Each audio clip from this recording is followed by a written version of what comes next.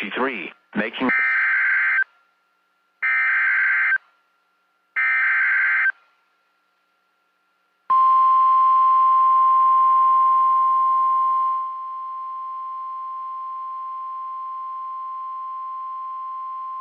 The National Weather Service in Shreveport has issued a severe thunderstorm warning for southwestern Panola County in northeastern Texas, southern Rusk County in northeastern Texas, north-central Nacogdoches County in eastern Texas, northwestern Shelby County in eastern Texas, east-central Cherokee County in northeastern Texas, until 10 p.m. Central Standard Time.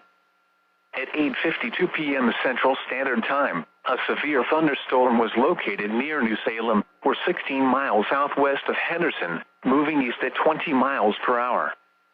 Hazard, 60 miles per hour wind gusts and quarter-size hail. Source, radar indicated. Impact, hail damage to vehicles is expected. Expect wind damage to roofs, siding, and trees. Locations impacted include Garrison, New Salem, Minden, Troy, Cushing, Appleby, Mount Enterprise, Reclaw, Lawsonville, Glen Fawn, Bratchfield, Dotson, and Langville.